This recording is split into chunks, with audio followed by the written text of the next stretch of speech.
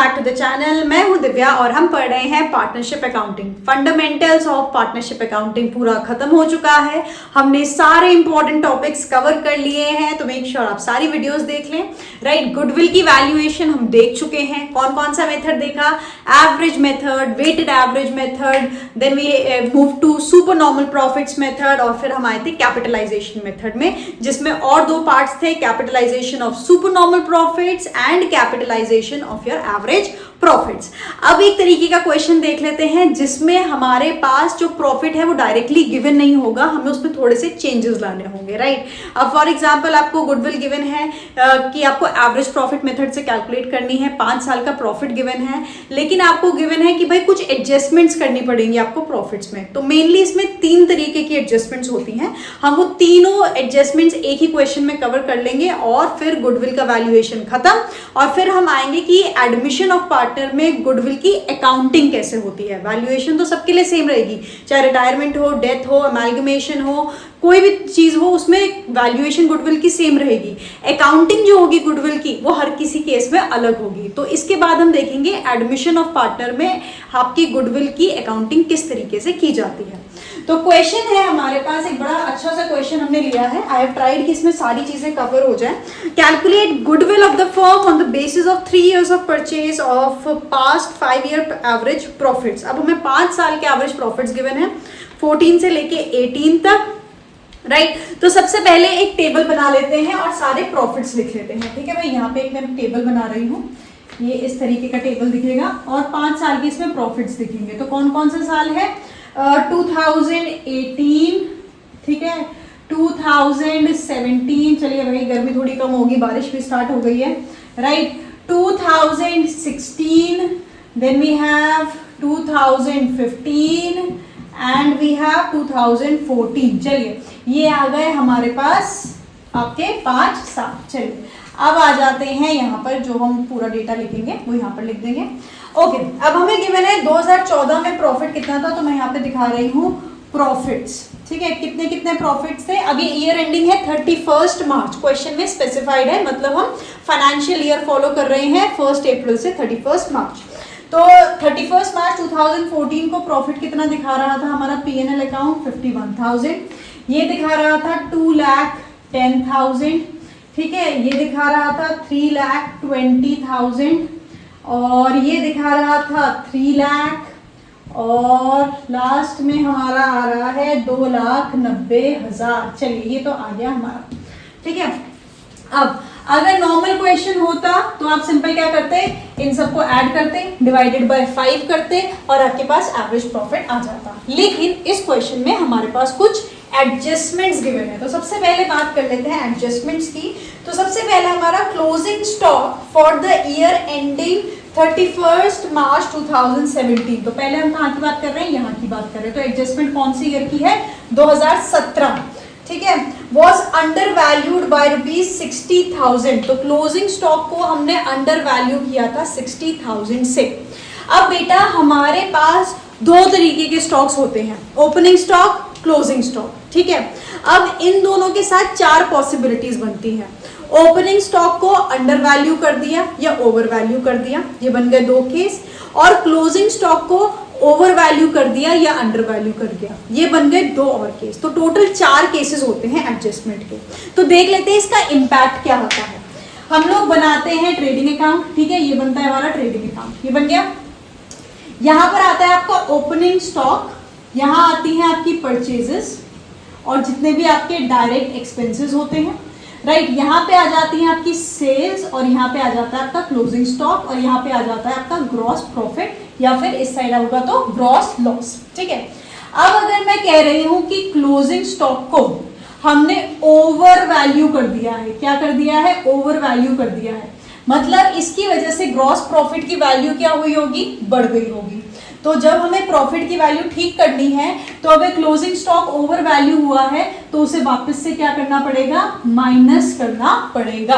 Right, I guess ये आपको समझ में आ गया होगा। क्लोजिंग स्टॉक है, क्लोजिंग स्टॉक की वजह से ये साइड बड़ी हो गई होगी अगर ओवर वैल्यू की आपने, यानी कि ज्यादा वैल्यू दिखा दी है उसकी वजह से ग्रॉस प्रॉफिट की वैल्यू ज्यादा दिख रही होगी। इसे ठीक करना है, प्रॉफिट को एडजस्ट करना है, तो इसे वापस क्या करना पड़ेगा? सब्ट्रैक्ट करना पड़ेगा। ठीक है।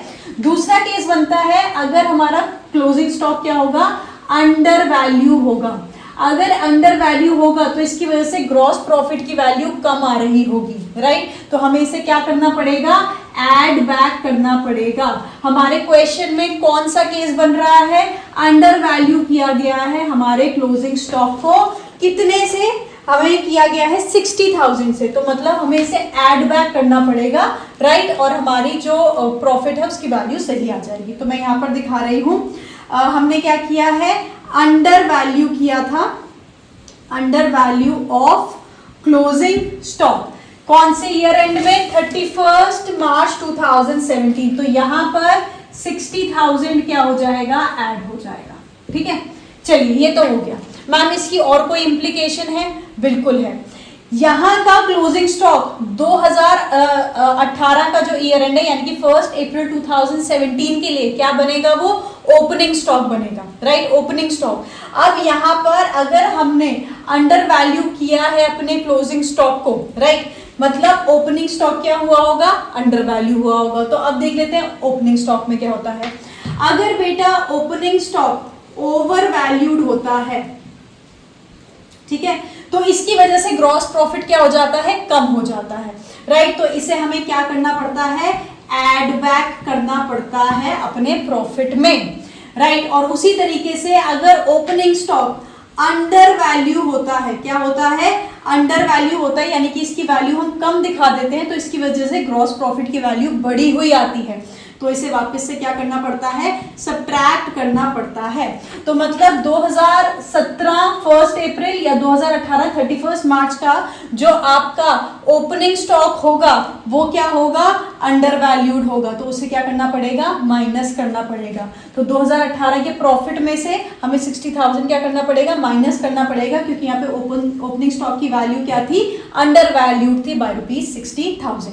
सो यहाँ पे मैं दिखा रही हूँ, under value of opening stock कितने का, -60,000। ठीक है भाई, आ गया 60,000, बिल्कुल आ गया। चलिए मैम ये तो हो गया। तो पहली वाली एडजस्टमेंट हमारी हो चुकी है। दूसरी एडजस्टमेंट पे आते हैं। Firm incurred abnormal losses in financial year 2013-14 यानी कि 31 मार्च 2014 ये वाला ईयर ऑफ ₹30,000। अब मैम दूसरी एडजस्टमेंट जो है वो आ रही है एबनॉर्मल लॉसेस की। तो पहली वाली जो मैंने एडजस्टमेंट डिस्कस की वो किससे रिलेटेड होती है, स्टॉक से। कितने केसेस बनते हैं, 4 बनते हैं। Over valuation of closing stock, under valuation of closing stock, over valuation of opening stock and under valuation of your opening stock. और चारों की ट्रीटमेंट मैंने आपको सामने लिख के बता दी है, इसका स्क्रीनशॉट ले लीजिए। मैं इसे हटा रही हूं और अब हम आ रहे हैं एबनॉर्मल लॉसेस और एबनॉर्मल प्रॉफिट्स पे, क्योंकि नेक्स्ट 2 पॉइंट्स जो हैं they are talking about these 2 points. चलिए, जब हम बात करते हैं बेटा आपके एबनॉर्मल प्रॉफिट्स और एबनॉर्मल लॉसेस की, मैम ये होते क्या हैं, ये ऐसे लॉसेस या ऐसे प्रॉफिट्स होते हैं जो नॉर्मल कोर्स ऑफ बिजनेस में नहीं होते हैं। जैसे बिजनेस में आग लग गई, चोरी हो गई, ये सारे क्या हैं, एकदम इस तरीके के लॉस हैं जो हर साल नॉर्मल कोर्स में नहीं होंगे। कोई मशीनरी जिसकी उम्मीद करी थी हमने कि 10 साल चलेगी, वो अचानक से इलेक्ट्रिसिटी फ्लक्चुएशन की वजह से खराब हो गई, तो ये किस तरीके का लॉस है, ये एक एबनॉर्मल लॉस है। ठीक है, बिजनेस के पास कोई पुरानी मशीनरी पड़ी थी, वो पूरी डेप्रिशिएट हो चुकी थी, लेकिन फिर भी वो 1 लाख की बिक गई, ये क्या है, ये एक एबनॉर्मल प्रॉफिट है बिजनेस के लिए, राइट। तो एबनॉर्मल लॉसेस और एबनॉर्मल प्रॉफिट्स जो होते हैं वो बिजनेस को नॉर्मल कोर्स में नहीं हो रहे होते हैं। अब मैम इसका एवरेज प्रॉफिट से क्या लेना देना है बेटा, जब आप एवरेज प्रॉफिट कैलकुलेट कर रहे हैं, आप ये बताना चाह रहे हैं कि ऑल अराउंड बिजनेस को कितना मुनाफा होता है इन अ पर्टिकुलर टाइम पीरियड। ये एबनॉर्मल लॉसेस और एबनॉर्मल गेन्स जो होते हैं, ये इन वैल्यूज को क्या कर देते हैं, एक साइड पे पुश कर देते हैं, क्योंकि ये करेक्ट पोजीशन नहीं दिखाते हैं बिजनेस की। अब मैंने कहा 2 लाख का मुनाफा हो गया एक ऐसी मशीनरी को बेच के जो डेप्रिशिएट हो चुकी थी पूरी, राइट। तो इसकी वजह से मेरा मुनाफा जो है वो 2 लाख बढ़ा हुआ नजर आ रहा है। तो क्या वो एवरेज में वैल्यू को हायर साइड पे नहीं ले जाएगा? ले जाएगा। क्या वो रॉन्ग डिपिक्शन नहीं होगा हमारे डेटा का? बिल्कुल रॉन्ग डिपिक्शन होगा, क्योंकि वो 2 लाख का प्रॉफिट आपको वैसे नॉर्मल बिजनेस में एग्जिस्ट नहीं करता था। और गुडविल में हमें एक सेंटर वैल्यू चाहिए है, हमें एक एवरेज वैल्यू चाहिए, तो इसलिए एबनॉर्मल लॉसेज और एबनॉर्मल प्रॉफिट्स को ऐसे एवरेज प्रॉफिट कैलकुलेट करते वक्त निकाल देते हैं। याद रखिए सिर्फ गुडविल की वैल्यूएशन के वक्त, ठीक है। तो अगर बिजनेस को हुआ होगा एबनॉर्मल लॉस, ठीक है, तो उसकी वजह से उसका प्रॉफिट क्या हो गया होगा? घट गया होगा, जो कि नहीं घटना चाहिए था। तो इसे क्या कर देते हैं? एड बैक कर देते हैं अपने प्रॉफिट में, to find out the actual profit of the business, अगर इस तरीके का लॉस ना हुआ होता तो। उसके बाद बात करते हैं एबनॉर्मल प्रॉफिट्स। एबनॉर्मल प्रॉफिट्स की वजह से आपका प्रॉफिट बढ़ा हुआ नजर आएगा, जो असलियत में नहीं होना चाहिए था, तो इसे क्या कर देंगे? सब्ट्रैक्ट बैक कर देंगे अपने प्रॉफिट्स में से, to show actual profit of the business, ताकि हमारी एवरेज वैल्यू जो है वो एक ट्रू इंडिकेटर हो कि आपका प्रॉफिट कितना रहा है पिछले 5 सालों में। चलिए, तो पॉइंट हमें कह रहा है फर्म इनकर्ड एबनॉर्मल लॉसेस। तो एबनॉर्मल लॉसेस को क्या करते हैं? एड बैक करते हैं। तो मैं यहाँ पे दिखा रही हूं एबनॉर्मल लॉस, ठीक है, इसे मैंने क्या किया है? एड बैक करना है। कौन सा ईयर है? 2013-14। कितने? 30,000 इसमें एड बैक हो जाएगा, ठीक है। नेक्स्ट पॉइंट कह रहा है firm showed abnormal profit in the year ending 31 मार्च 2015, यानी कि ये वाला। तो यहाँ पे क्या हुआ है? एबनॉर्मल प्रॉफिट, इसे क्या कर देंगे? माइनस कर देंगे, क्योंकि रीजन मैंने अभी अभी आपको बताया है। कितना है? 20,000, तो यहाँ पे ये माइनस हो जाएगा 20,000। मैं माइनस की फिगर्स को बेटा ब्रैकेट में दिखा रही हूँ, ठीक है, आप प्लस में भी दिखा सकते हैं, जो आपको सही लगे आप ऐसा कर सकते हैं, ठीक है। उसके बाद है a repair of machinery of ₹40,000 was debited to machinery account. अब बेटा ये है तीसरे टाइप की एडजस्टमेंट। दूसरी टाइप की एडजस्टमेंट मैंने आपको बता दी, इसमें 2 क्लासिफिकेशन है, दिस एंड दिस, ठीक है। अब हम आ जाते हैं जो हमारी तीसरी एडजस्टमेंट होती है, जिसे हम बोलते हैं capital expenditure and your revenue expenditure, ठीक है। ओके, बात कर रहे हैं कैपिटल एक्सपेंडिचर, ठीक है, और एक्सपेंडिचर या फिर रेवेन्यू एक्सपेंडिचर की, ठीक है। अब ये होते हैं एक्चुअल खर्चे और ये होते हैं ऐसे खर्चे जो कि असेट्स में किए जाते हैं, तो इन्हें खर्चा नहीं माना जाता क्योंकि इससे बिजनेस के क्या बनते हैं? असेट्स बनते हैं, ठीक है। तो अब जैसे फॉर एग्जांपल कंपनी ने क्या किया था? एक गाड़ी खरीदी थी, ठीक है। अब वो गाड़ी खरीदी या बिल्डिंग खरीदी, कोई भी असेट ले लीजिए, ठीक है, उसे दिखाना चाहिए था under the head capital expenditure कि हमने एक नई गाड़ी खरीदी, ये क्या है? बिजनेस के लिए असेट है, और उसे हमने गलती से दिखा दिया रेवेन्यू एक्सपेंडिचर में। किसमें दिखा दिया? रेवेन्यू एक्सपेंडिचर, मतलब हमने उसे खर्चा दिखा दिया असेट की जगह, ठीक है। बना था असेट लेकिन हमने उसे खर्चा दिखा दिया। अब खर्चे की वजह से अगर मैंने इसे खर्चा दिखाया, मतलब ये कहाँ चला गया होगा? पीएनएल अकाउंट में चला गया होगा। जाना कहाँ चाहिए था? बैलेंस शीट में जाना चाहिए था, और पीएनएल अकाउंट में भी एक्सपेंडिचर साइड पे गया होगा। तो एक्सपेंडिचर साइड पे अगर गया होगा तो इसकी वजह से प्रॉफिट हमारा क्या हो गया होगा? कम हो गया होगा, राइट। इसकी वजह से हमारा प्रॉफिट क्या हो गया होगा? कम हो गया होगा। तो इसे हम क्या कर देंगे बेटा? एड बैक कर देंगे, ताकि हमारा प्रॉफिट नॉर्मल दिखाई दे जाए, राइट। क्योंकि क्या था? असेट बना था, मैंने उसे एक्सपेंस की तरह ट्रीट कर दिया। एक्सपेंस की वजह से मुनाफा क्या होता है? घटता है, तो उसे सही दिखाने के लिए क्या कर देंगे? ऐड बैक कर देंगे, ठीक है। ओके मैम, एक और चीज इसके साथ एसोसिएटेड है क्या, कि अगर वो एक क्या था? कैपिटल एक्सपेंडिचर था, असेट था, तो उस पर कुछ डिप्रिसिएशन लगनी थी, राइट। अब मैंने असेट में उसे दिखाया नहीं, तो उस पर डिप्रिसिएशन मिस हो गई होगी, राइट। तो डिप्रिसिएशन की वजह से एक एक्सपेंस बढ़ना था। डिप्रिसिएशन वो कहाँ दिखाते हैं? पीएनएल अकाउंट में दिखाते हैं, राइट। तो अब हम क्या करेंगे? डिप्रिसिएशन दिखा देंगे, राइट, डिप्रिसिएशन दिखा देंगे, और डिप्रिसिएशन की वजह से हमारा जो प्रॉफिट क्या हो जाएगा? उसे हम लेस कर देंगे, क्योंकि एक्चुअल में वो डिप्रिसिएशन कम होनी चाहिए थी और उसे पीएनएल अकाउंट में दिखाना चाहिए था, और उसकी वजह से प्रॉफिट कम होना चाहिए था।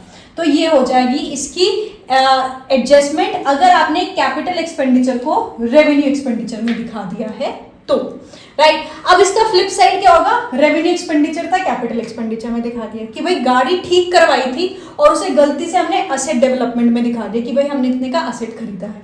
तो अब क्या हो गया कि भाई खर्चा हुआ था लेकिन खर्चा दिखाया नहीं, उसे कैपिटल में दिखा दिया, राइट। तो अब मुझे खर्चा दिखाना पड़ेगा, तो अब मुझे उसे क्या करना पड़ेगा, लेस करना पड़ेगा, राइट। बिल्कुल फ्लिप केस हो गया, पहला वाला ऐड हो रहा था, दूसरा वाला क्या हो रहा है, लेस हो रहा है, राइट। अब क्योंकि मैंने उसे असेट के अंडर दिखा दिया था तो उस पर डिप्रिसिएशन चार्ज हो गई होगी जो कि नहीं होनी चाहिए थी, तो उस डिप्रिसिएशन को क्या कर देंगे बेटा, ऐड बैक कर देंगे। तो ये बन गए हमारे कितने केसेस, 4 केसेस और बन गए हमारे पास, ठीक है। तो टोटल कितने केस आ गए, 4 पहले वाले के, 2 सेकंड वाले के और 4 इस वाले के। तो टोटल कितनी एडजस्टमेंट्स हो सकती है, 10 तरीके की एडजस्टमेंट्स हो सकती है।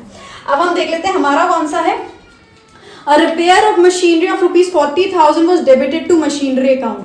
मतलब रेवेन्यू एक्सपेंडिचर था, हमने किसमें दिखा दिया, कैपिटल एक्सपेंडिचर में दिखा दिया। तो कौन सा केस बन रहा है, सेकंड वाला केस बन रहा है, ठीक है।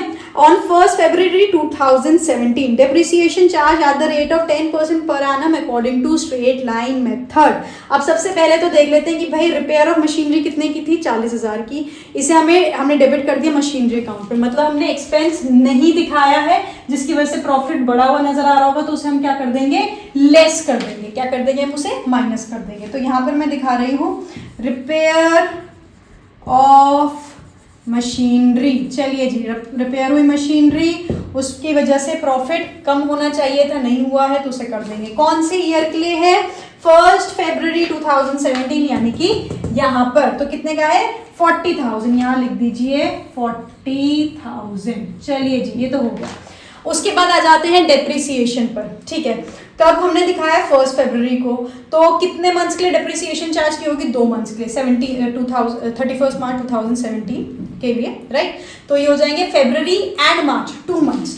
तो यानी कि 40,000 पे 10% कितना बनेगा, 4,000, जाहिर सी बात है, इंटू 2 मंथ्स के लिए 2/12। तो इसे कैलकुलेट कर लेते हैं हम फटाफट से, हमारे पास वैल्यू आ जाएगी। वैल्यू आ गई हमारे पास 666, राइट। अब मैम इसको क्या करेंगे, ऐड बैक करेंगे। क्यों मैम, क्योंकि डेप्रिसिएशन इस पे चार्ज होनी नहीं थी, हमने चार्ज कर दिया, तो इसकी वजह से प्रॉफिट क्या दिख रहा होगा, कम दिख रहा होगा, तो इसे ऐड बैक कर दो।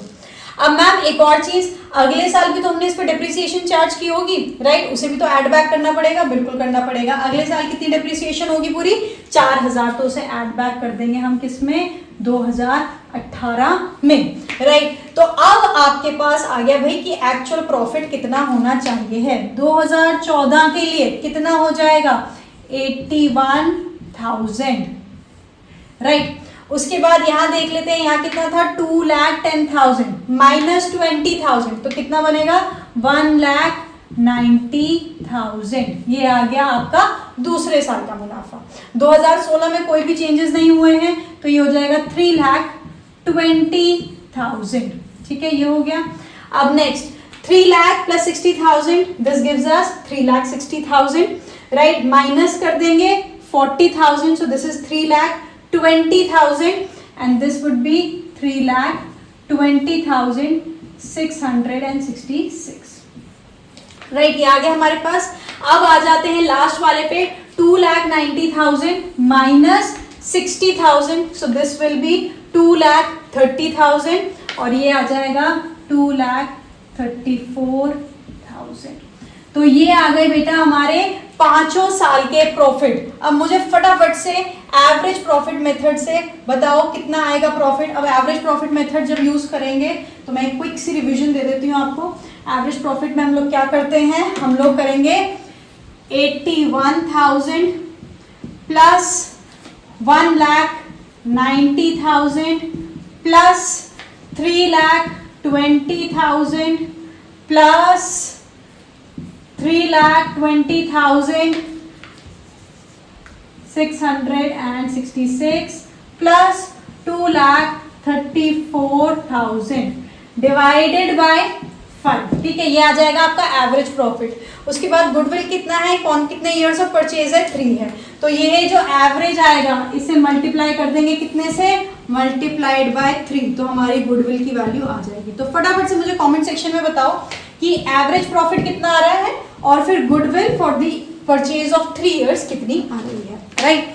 आई होप गुडविल का कंसेप्ट हमारा क्लियर हो गया होगा। सुपर नॉर्मल प्रॉफिट करना होता तो भी आ जाता, राइट। तो आई गेस हमने सारे पॉइंट्स कवर कर लिए हैं in valuation of goodwill. Next class में हम बात करेंगे accounting for goodwill for admission of partner. So stay tuned, right. Please video अच्छी लगी हो तो लाइक शेयर एंड कमेंट, बहुत सारे कमेंट्स बताइए, मुझे बताइए इसके आंसर बताइए, वीडियो कैसी लगी ये बताइए, टॉपिक्स कैसे चल रहे हैं, पढ़ाई कैसी चल रही है। प्लीज़ शो सम एंगेजमेंट, अपने दोस्तों के साथ शेयर करिए। Thank you so much, until next time.